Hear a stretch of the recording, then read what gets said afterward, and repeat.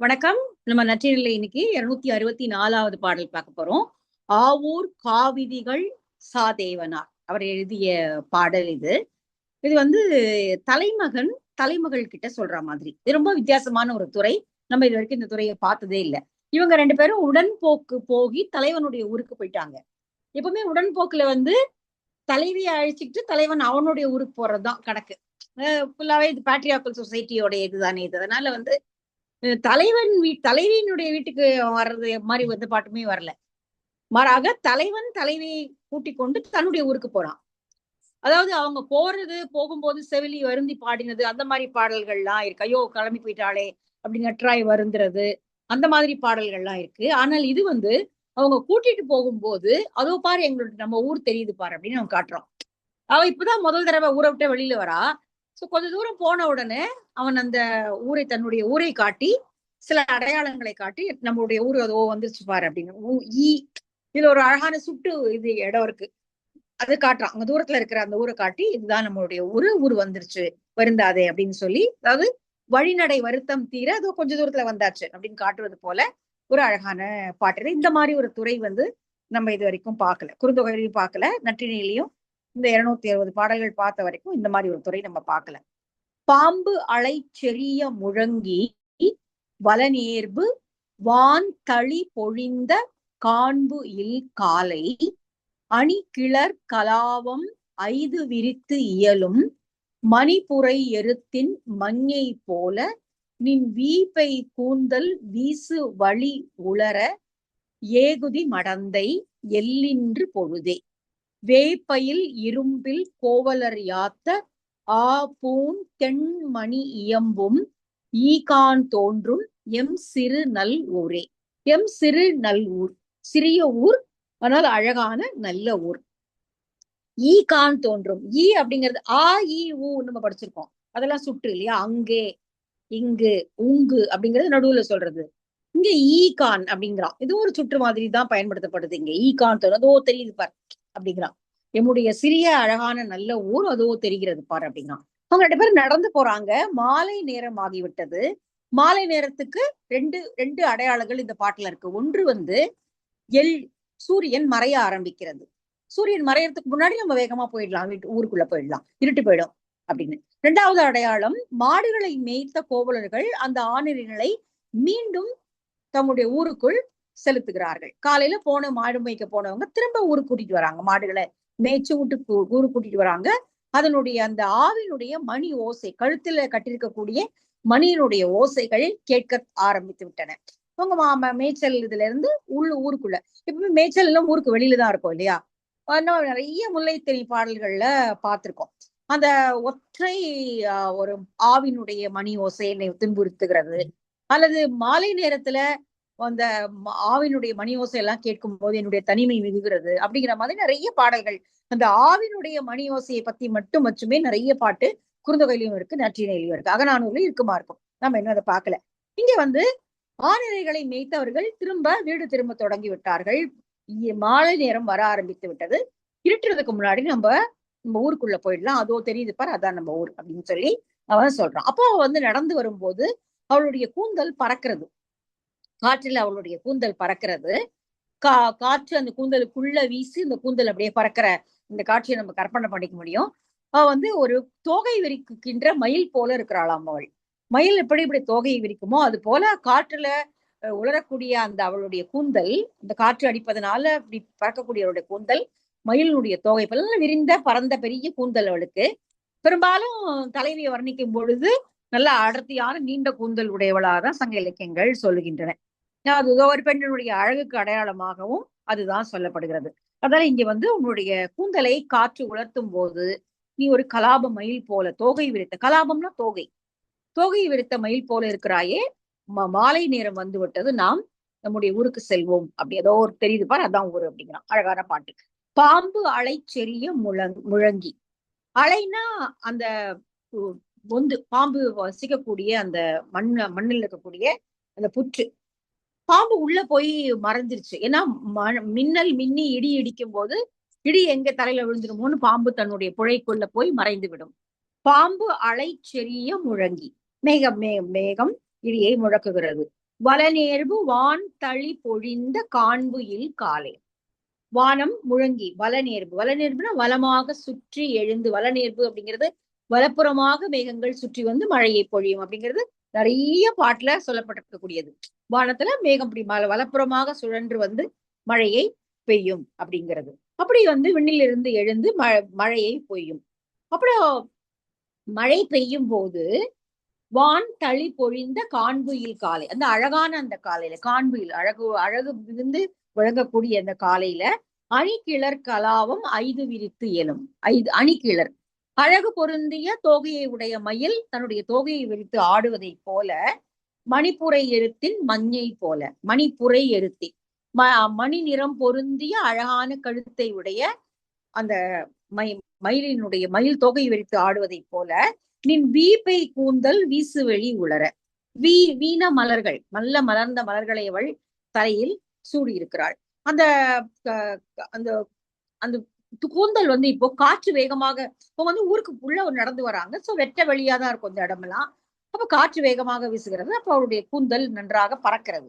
வீப்பை கூந்தல் வீசுவழி உளர, வீசுகின்ற காற்று உன்னுடைய கூந்தலில் புகுந்து அப்படி அந்த கூந்தலை அலை கழிக்கும் போது நீ பார்ப்பதற்கு அழகான தொகை மேலை போல இருக்கிறாய்.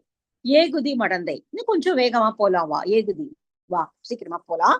எல்லின்று பொழுதே, மாலை சூரியனும் மறைய ஆரம்பித்து விட்டது. அப்போ அவங்க காலையிலேயே கிளம்பி வந்திருக்காங்க, அவருடைய வீட்டுல இருந்து காலையிலேயே கிளம்பி வந்திருக்காங்க. நம்ம நிறைய பாட்டை இதோட அசோசியேட் பண்ணி பாத்துக்கலாம். காலையில விடியற் காலையில தான் அவ கிளம்பியிருக்கா அப்படிங்கிறதுக்கு ஒரு பாட்டு இருக்கு. நம்ம குறுந்தொகையில பார்த்தோம்னு நினைக்கிறேன். தன்னுடைய கால்கள் இருக்கக்கூடிய சிலம்புகளை அவள் கழட்டி கழட்டி பந்துகளோடு வைத்து விட்டு அவள் கிளம்புவாள். தான் விளையாடிய முதல் நாள் பந்து விளையாடி இருக்கா, அந்த பந்தோட பக்கத்துல தன் கால்கள் இருக்கிற சிலம்புகள் ஒலி எழுப்பாத வண்ணம் கழட்டி வைத்துட்டு போகும்போது அவளுக்கு அழியா வருது அப்படின்னு ஒரு பாட்டு பார்த்தோம். அது போல இங்க வந்து விடிய காலையில கிளம்பி எல்பட இரவு நேரம் வரும்பொழுது அவங்க இவனோட ஊருக்குள்ள வந்துட்டாங்க. வேய்பயில் இரும்பில் கோவலர் யாத்த. வேய்பயில், இரும்பு அப்படின்னா சிறிய குன்று, வேய்பயில் மூங்கில்கள் நிறைந்திருக்கக்கூடிய அந்த சிறிய குன்றுகளுக்கு தங்களுடைய மாடுகளை மேய்க்க எடுத்து சென்ற கோவலர்கள் ஆப்பூன் தென்மணி எம்பும், தெள்ளிய ஓசை, தென்மணினா தெள்ளிய ஓசையை உடைய, ரொம்ப ரொம்ப காதுல நல்லா கேக்குது. அப்ப கிட்டக்க வந்துட்டாங்க அவங்க. அந்த ஆணிரைகளும் ஊருக்கு கிட்டக்க வந்துருச்சு, இவங்களும் ஊருக்கு கிட்டக்க வந்துட்டாங்க. அதாவது அந்த சத்தத்தினுடைய இதோட அந்த அந்த லேண்ட்ஸ்கேப்பை விவரிக்கிறது அப்படிங்கிறது வந்து சங்க இலக்கியத்துல நிறைய பாட்டுல நம்ம பார்க்கலாம். எந்த இடத்துல அவங்க இருக்காங்க, எங்க எங்க அந்த சத்தம் கேக்குது. நம்ம வந்து காட்சி, ஓமை, அழகு அதெல்லாம் கூட சங்க இலக்கியங்கள்ல பயன்படுத்தப்படக்கூடிய ஒலிகள், சத்தங்கள், அப்புறம் அவ எங்கெல்லாம் எந்த மாதிரி பயன்படுது அப்படிங்கறத யோசிச்சு பார்த்தோம் அப்படின்னா ரொம்ப ஆச்சரியமா இருக்கும் நமக்கு. ஆப்பூன் தென்மணி எம்பும் வந்து ரொம்ப எங்கேயோ தூரத்துல கேட்கல, இங்க வந்து பக்கத்துல கேக்குது அந்த மணியினுடைய ஓசை. ஆப்பூன் தென்மணி, மாடுகள் கழுத்தில் கட்டிக்கக்கூடிய மணிகளினுடைய தெள்ளிய ஓசை நம்முடைய காதில் விழ ஆரம்பித்து விட்டது. ஈகான் தோன்றும், இதை பாரு தெரியுது பாரு நம்முடைய ஊர், எம் சிறு நல் ஊரே. இன்னும் அவன் எம்னு தான் சொல்றான் பாருங்க, எம் தான் சொல்றான், நம்மன்னு சொல்லல இந்த இடத்துல. அவ இன்னும் அந்த ஊருக்கு உடையவளாக ஆகல அவ, இல்லையா? எம் சிறு நல்லூர், என்னுடைய சிறிய நல்ல ஊர், எம் எங்களுடைய தான் சொல்றான். இன்னும் கொஞ்ச நாள் ஆனாதான் அவன் நம்முடைய அப்படின்னு சொல்லுவானா இருக்கும். இந்த இடத்துலயே அவன் நம்மன்னு தான் சொல்லியிருக்கணும். ஆனா ஏனோ இந்த பாடலை எழுதிய புலவர் இதை எம் சிறு நல்லூர் அப்படின்னு சொல்லிட்டாரு. அவ இன்னும் அவள் அந்த ஊரை சேர்ந்தவளாக அவ ஆகல, அதனால அது எம் சிறு நல்லூர். இது உரையாசிரியர்கள் கொடுக்கல, இது நானா யோசிச்சு இதை சொல்றேன் அப்படி. சரி, அதுதான் இந்த பாடல். உடன்போக்கு நின்ற தலைவன் தலைவி தன்னுடைய ஊரினுடைய அனிமை வந்து விட்டது என்று சொல்லி சொன்ன பாடல் தான். நம்ம பாட்டை ஒரு தடவை பார்த்துருவோம். பாம்பு அலைச்செறிய முழங்கி வளநேர்வு வான் தளி பொழிந்த காண்பு இல் காலை அணி கிளர் கலாவம் ஐது விரித்து இயலும் மணிப்புரை எழுத்தின் மஞ்சை போல நின் வீப்பை கூந்தல் வீசுவழி உளர ஏகுதி மடந்தை எல்லின்று பொழுதே. வேய்பயில் இரும்பில் கோவலர் யாத்த ஆப்பூன் தென்மணி இயம்பும் ஈகான் தோன்றும் எம் சிறு நல் ஊரே. ரெண்டு ரெண்டு எழுத்து வார்த்தைகள் எவ்வளவு இருக்கு பார்க்கலாம் இந்த பாட்டுல. ரெண்டு வார்த்தை, ரெண்டு எழுத்துல வந்த வார்த்தைகள். அலை, வான், தளி, காலை, அணி, ஐது, மணி, உரை, நின், பெய், வீசு, வழி, எல், வேய், எவ்வளவு இருக்குல்ல. ஆ ஆ வந்து ஒற்றை எழுத்து. பூன், தென், மணி, கான், எம், சிறு, நல், ஊர், பாடா. எத்தனை வார்த்தைகள்? 2 எழுத்து வார்த்தைகள் நிறைய இந்த பாட்டுல இருக்கு. சரி, 264 இப்படி. அடுத்த பாடல் 265 பரணருடைய பாடல். இந்த பாட்டு வந்து தலைவன் வந்து தன்னை சமாதானப்படுத்திக்கிறான். என்ன இருந்தாலும் தோழி வந்து நமக்கு தோழி தானே, அவ எப்படியாவது நம்மள வந்து நமக்கு இந்த வழியை ஏற்படுத்தி கொடுத்து விடுவாள். அவளும் நம்முடைய அன்புக்குரியவள் தான். தலைவியை பார்க்கணும் அப்படிங்கிறத எப்படியாவது தோழி ஏற்படுத்தி கொடுத்து விடுவாள். அவள் நமக்கும் அவள் வந்து நம்மோடும் அவள் நட்புடையவளாகத்தான் இருக்கிறாள். தோழிக்கு ஒண்ணும் கடுகடுத்த முஞ்செல்லாம் இல்ல. ஒருவேளை தோழிக்கு தலைவனை பிடிக்கல அப்படின்னா இவன் அவங்க 2 பேரும் சேர விடாம பண்ணிடுவா இல்லையா? அந்த அபாயமும் இருக்கிறது. ஆனால் அப்படி இல்லை. அவளும் வந்து நம்ம மேல ஓரளவுக்கு கருணையும் அன்பும் உடையவள் தான் அப்படின்னு சொல்லி இந்த தோழியை வந்து அவன் பாராட்டி சொல்ற மாதிரி இந்த பாட்டு இருக்கு. அவள் எப்படி எல்லாம் இருக்கிறாள் அப்படிங்கிற மாதிரி இருக்கு. இந்த பரணருடைய பாடல்ல இந்த இடத்துல வந்து அவரு நிறைய வரலாற்று மன்னர்களை சொல்றாரு. மினிழி அப்படிங்கிற ஒரு வரலாற்று மன்னன், சோழ மன்னன், அப்புறம் வந்து ஓரி என்கிற கடையெழு வள்ளல்களில் ஒருவராகிய ஓரி. இந்த 3 பேரினுடைய ஊரை ஒத்து இருப்பவளாகிய தோழி அப்படின்னு இந்த பாட்டு சொல்லுது. அவ்வளவுதான். இந்த பாட்டுல வேற ஒன்றும் ஓமை சிறப்பு இல்லை. இந்த 3 மன்னர்கள், மினிலி என்கிற ஒரு குறுநில மன்னன், ஓரி என்கிற கடையெழு வள்ளலாக கருதப்பட்ட ஒருவன், ஆத்திமாலை அணிந்தவனாகிய சோழ மன்னன். அவனுடைய பேர் இங்க வந்து தெரியல. இந்த 3 பேரினுடைய ஏதோ ஒரு ஊர் பேரை சொல்லி அந்த ஊரை ஒத்தவளாகிய, நம்ம நிறைய பாட்டுல பார்த்திருக்கோம். தொண்டி அண்ணன், முசிறி அண்ணன், பாடலி பெரியர், இந்த மாதிரி இந்த நகரத்தை ஒத்தவளை போல அவள் விளங்குகிறாள் அப்படின்னு சொல்ற மாதிரி இருக்கு இல்லையா? அதே மாதிரி இங்க தோழி அவன் சொல்லி அவளுக்கு வந்து நம்ம மேல கருணை இருக்கிறது. அவள் இந்த அவளோடு தலைவியில் சேரக்கூடிய கூட்டத்தை நமக்கு அவள் ஒருங்கமைத்து கொடுப்பாள் அப்படின்னு சொல்லி நினைச்சுக்கலாம். இறுகு புனம் மேய்ந்த அருகோட்டு முற்றல் அள்ளல் ஆடிய புள்ளி வரிக்கலை வீழை அம்பின் வில்லோர் பெருமகன் பூந்தோல் யாப்பின் மினிலி அப்படிங்கிறத பத்தின வர்ணனை இந்த முதல் 4 வரி. காக்கும் பாரத்து அன்ன ஆரமார்பின் சிறுகோர் சென்னி ஆரேற்றன்ன. முதல்ல வந்தது பாரம் அப்படிங்கிற ஒரு ஊரு, ஆரேற்றன்ன அப்படிங்கிறது ஒரு ஊரு. மாரி வன்மகிழ் ஓரி கொல்லி கலிமயில் கலாவத்தன்ன இவள் ஒலிமன் பூந்தல் நம்பையினானே. 3 ஊரர்களை வந்து இந்த பாட்டு சொல்லுது. முதல்ல வந்து மினிலியோடைய பாரத்து அண்ணன், மினிலி என்கிற குறுநில மன்னனுடைய பாரம் அப்படிங்கிற ஒரு ஊரு. அடுத்தது ஆரமார்வின், ஆத்திமாலையை சூடியவனாகிய சோழனுடைய ஆரம் என்கிற ஒரு ஊர், அவனுடைய ஆரேறு அப்படிங்கிற ஒரு ஊரு. அடுத்தது கொல்லிமலை, ஓரியினுடைய கொல்லிமலை. இந்த 3 ஊர்களை ஒத்திருப்பவளாகி மயில் போல, போன பாட்டிலையும் மயில் வந்தது, இந்த பாட்டிலையும் மயில் வந்தது. சோ அப்ப தொகுக்கிறவங்க ஏதோ ஒரு சீக்வன்ஸ்ல இப்படி தொகுத்திருக்காங்க. இது நம்ம முன்னாடியே நன்றில பார்த்தோம். 2 பாட்டுக்கும் நடுவுல ஏதாவது ஒரு சொற்றொடரோ ஏதாவது ஒரு ஓமையோ ஒன்றாக ஒரே மாதிரி இருக்கும். முன்னாடி நிறைய பாடல்கள்ல 2 பாட்டு அப்படி வரும்போது அப்படி பார்த்தோம். நம்ம எனக்கு டக்குனு என்ன ஓமை தோணுதுன்னா, காய் நறுக்கும் போது நம்ம ஒரே அளவுடைய காய்களா வச்சு நறுக்குவோம் இல்லையா? பெருசு சில காய் பாத்தீங்கன்னா சிலதெல்லாம் பெருசா இருக்கும். இல்ல பூ கட்டும் போது கூட அது பார்க்கலாம். ஒரு பூ நீங்க வந்து ஒரு உதிரியா பூ வாங்கினீங்கன்னா எல்லா மட்டும் ஒரே மாதிரி இருக்காது. பெருசா தண்டு இருக்கிறது, காம்பு இருக்கிறது ஒரு மாதிரி இருக்கும். அப்புறம் நீங்க தொடுத்துட்டே வரும்போது கடைசியில சின்ன சின்ன காம்பு இருக்கிறதா நின்று போயிடும் கடைசியில. அந்த மாதிரி இங்க வந்து இந்த நற்றினை தொகுத்தவர்கள் இப்படி ஏதோ ஒரு பேட்டர்னை அங்க வந்து இது பண்ணிருக்காங்க, ஃபாலோ பண்ணிருக்காங்க. இந்த முன்னாடி பாட்டுலயும் கலாபம் வந்தது, இந்த பாட்டுலயும் கலாப மயில் போல நம்ம நிறைய பாட்டுகள் அந்த மாதிரி முன்னாடி நம்ம பார்த்திருக்கோம். சரி, இறுகு புனம் மேய்ந்த, இறுகுன்னா காய்ந்து இருக்கக்கூடிய புற்கள் இருக்கக்கூடிய, நல்ல பசுமையான புல்ல காஞ்சி போன புல் இருக்கக்கூடிய அந்த இடத்துல மேய்கின்ற மான்கள். அருகோட்டு முற்றல், நன்றாக முற்றி இருக்கக்கூடிய, எப்போ வேணாலும் அருந்து விழுந்துரும் அப்படிங்கிற மாதிரியான கொம்புகளை உடைய அள்ளல் ஆடிய புள்ளி வரிக்கலை, இந்த கலைமான்கள், புள்ளிகளையும் வரிக்கோடுகளையும் உடைய கலைமான்களை அம்பு எய்தி வீழ்த்துகின்ற வில்லோர் பெருமகன். அப்படிப்பட்ட, அதாவது நல்ல வேட்டையாடக்கூடியவனாகிய, நல்ல குறி தப்பாமல் எய்தக்கூடிய வில்லோர் பெருமகனாகிய பூந்தோல் யாப்பின் மினிலி. யாப்புன்னா இந்த கவசம் அணிந்திருக்கக்கூடியது, பூந்தோல் மாலைகளையும் கவசத்தையும், அந்த கிடுகு அப்படின்னு சொல்லப்படக்கூடிய தோலால் ஆகிய கவசத்தையும் அணிந்திருக்கக்கூடியவனாக, அதாவது எப்பவுமே போர் இருக்கும் இல்லையா? அதனால அவர்கள் எப்போதும் தயார் நிலையில் இருப்பது போலவே அந்த யாப்பு அதெல்லாம் கட்டியவராக இருக்கிறார்கள். அந்த மினிலி அப்படிங்கிறவனுடைய காக்கும் பாரத்தன், இந்த மினிலி என்கிற குறுநில மன்னன் காவல் காத்து காப்பாற்றுகின்ற பாரம் அப்படிங்கிற ஊரை ஒத்தவள்வள். அடுத்தது ஆரமார்பின் சிறுகோர் சென்னி ஆரேற்றன்ன. அடுத்த இன்னொரு வாரம் என்ன சொல்றான்னா, ஆரமார்பின் ஆத்தி மாலை அணிந்தவனாகிய சிறு கோலை கையில் உடையவனாகிய சோழ மன்னனுடைய ஆரேறு என்கின்ற ஊர்.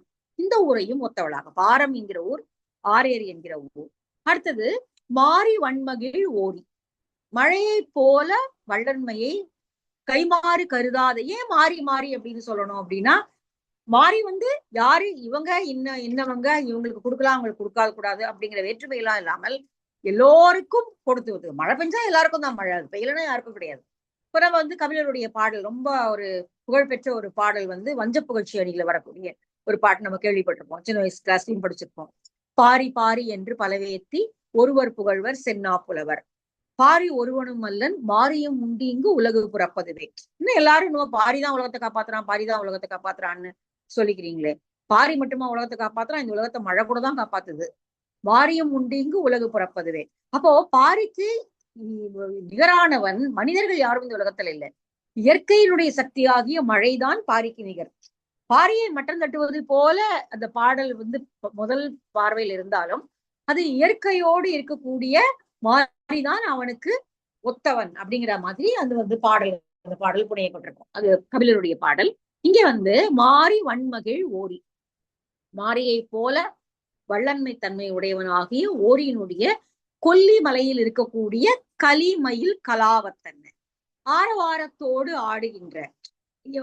கலாவம் எப்போ தொகையை விரிக்கும்? ஆனா பாத்தீங்கன்னா தொகை விரிச்சாடுவது ஆண்மையிலா பெண்மையிலும் தொகை விரிச்சாடுமா அப்படின்னு தெரியல. எனக்கு திடீர்னு அந்த எண்ணம் வந்துருச்சு. தொகை அழகா இருக்கிறது ஆண்மையிலுக்கு தான். இப்போ ஆண்மையில் தான் தொகை விரித்து ஆடும், பெண்மையினுடைய தொகை அவ்வளவு அழகா ஒன்றும் வர்ணிக்கப்பட்டதில்லை. இங்கே ஆண்மையிலுக்கு நிகரானதாக இந்த பெண்ணை அவர்கள் வர்ணிக்கிறார்கள். கலிமையில் கலாவத்தன்மை இவள் ஒலிமன் கூந்தல் நம்வையினானே. இப்படிப்பட்ட அந்த மயில் தோகையை போன்ற கூந்தல் உடையவளாகிய தோழி நம்வையினானே, நமக்கு அவள் அருள் செய்வாள். இங்க எங்கேயுமே தோழி தலைவிலாம் எதுவுமே வரல. ஆனா இந்த உரையாசிரியர்கள் இந்த துறையின் மேற்பட்டு இந்த ஒரு உரையை சொல்லியிருக்காங்க. தோழியர் கூட்டத்தில் பின்னின்று இறந்தனன் தலைவன். அவன் பின்னாடி நின்று தலைவியை சந்திப்பதற்காக தோழியை கொஞ்சம் தாஜா பண்ணி அவளை எப்படியாவது பார்க்க வைக்கணும் அப்படிங்கிறதுக்காக அவளை பாராட்டுற மாதிரி இந்த பாடல் அமைக்கப்பட்டிருக்கு. நல்ல பாட்டுதான், பரணருடைய ஒரு பாடல். இறுகு புனம் மேய்ந்த அருகோட்டு முற்றல் அள்ளல் ஆடிய புள்ளிவரிக்கலை வீழை அம்பின் வில்லோர் பெருமகன் பூந்தோள் யாப்பின் மினிலி காக்கும் பாரத்தன்ன ஆரமார்பின் சிறுகோர் சென்னி ஆரேற்றன்ன மாரி வன்மகிழ் ஓரி கொல்லி கலிமையில் கலாவத்தன்ன இவள் ஒலிமன் கூந்தல் நம்வையினானே. பரணருடைய பாடல் இது. சரி, அடுத்தது மாரி வன்மகிழ் அப்படின்னா மாரியை போல கள்ளை அவன் மகிழ் அப்படிங்கிறதுக்கு இங்க கல் அப்படிங்கிற மகிழ், அங்க அந்த ஊர்ல இருக்கக்கூடியவர்கள் மகிழும்படியாக அவன் கள்ளையும் வாரி வழங்குவான் அப்படிங்கிறது பாட்டு. சரி, அடுத்த பாடல் முல்லைத்திணை. முல்லைத்திணல் இருத்தனும் இருத்தல் நிமித்தமும் இல்லையா? தலைவன் பிரிந்து போகும்போது அவனுடைய பிரிவை ஆற்றி காத்திருத்தல் அப்படிங்கிறது தான் முல்லைத்திணையினுடைய ஒழுக்கம் அப்படிங்கிறது நமக்கு தெரியும். இங்க தலைவன் பிரிஞ்சு போக போறான், பொருள் வயிறு காரணமாக பிரிய போகிறான்.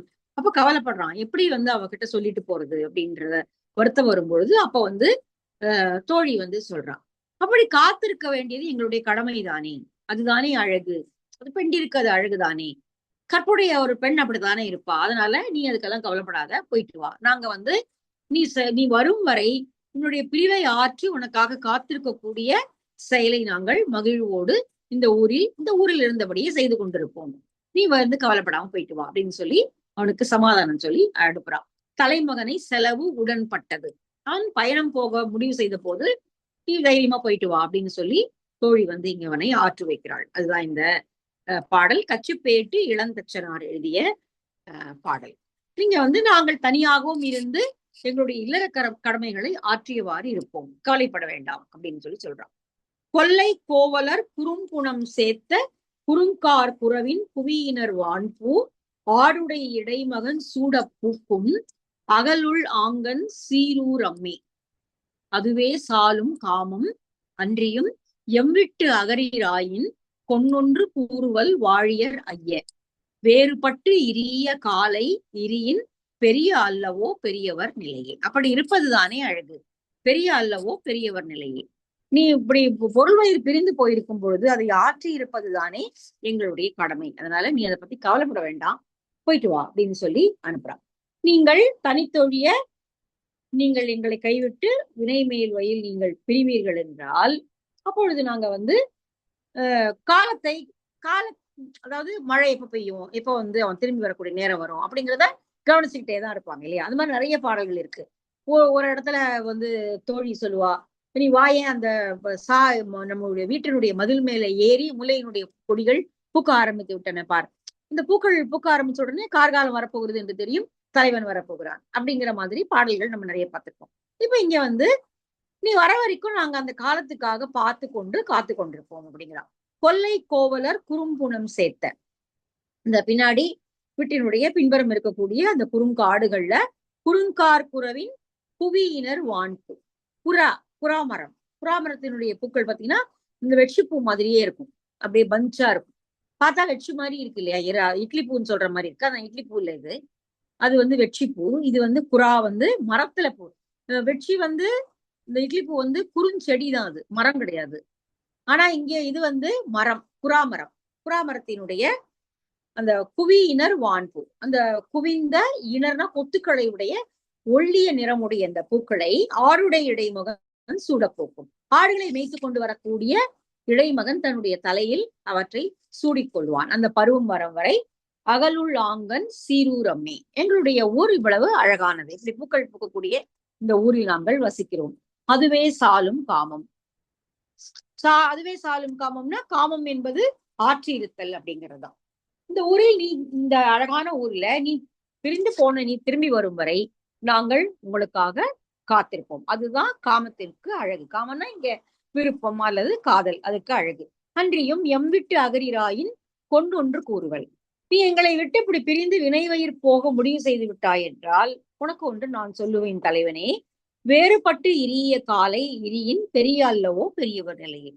இப்படி வேறுபட்டுனா மனம் வேறுபட்டல்ல, இருவரும் வேறு வேறு இடங்களில் இருக்கிற போல நிலைமை வந்தது அப்படின்னா, நீ பொருள் பிரிகிறாய், அவள் இங்கே இருக்க போறா அப்படிங்கிற ஒரு நிலைமை வந்ததுன்னா, நீ வரும் வரை அதற்காக காத்து கொண்டிருந்து இல்லற கடமைகளை செய்வதுதானே எங்களுக்கு அழகு.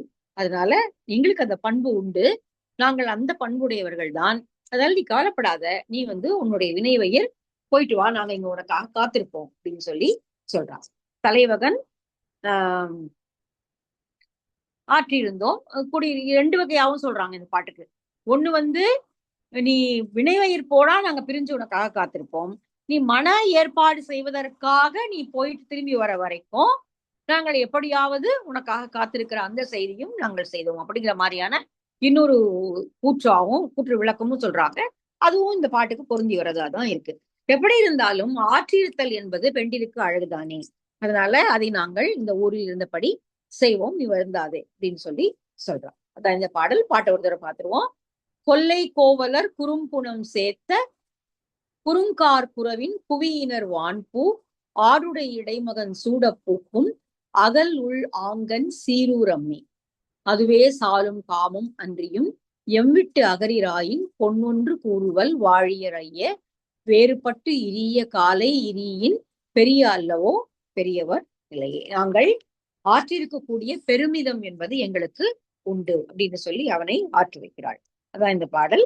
சரி, அடுத்த பாடல் அடுத்த வகுப்புல பார்க்கலாம்.